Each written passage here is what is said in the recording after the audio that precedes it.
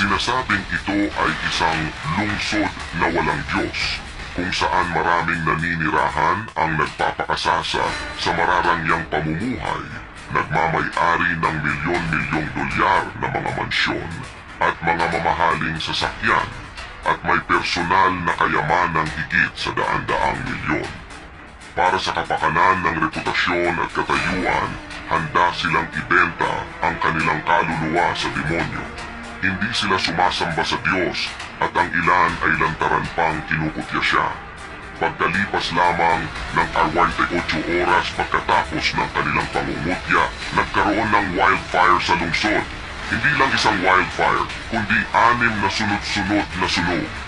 Ang kayamanan, mansyon at mga mamahaling sasakyan ay naging abumagdamag na parang eksena ng katapusan ng mundo.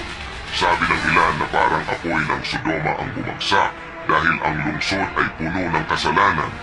Inilarawan naman ito ng iba na parang impyerno sa lupa, ngunit hindi tulad ng sa impyerno, may pagkakataong pang makatakas. Ang impyerno ay walang labasan. Kaya, ang apoy bang ito ay paghatol mula sa Diyos? Kung ikukumpara sa pagkawasak ng Sodoma, ang sakuna ngayon ay sumira lamang ng material na kayamanan, hindi ng mga buhay. Ito ba ang paraan ng Diyos upang bigyan ng pagkakataon ang mga tao na magsisi? Bago lamunin ng apoy ang Sodoma, nagpadala ang Diyos ng mga mensahero sa lungsod.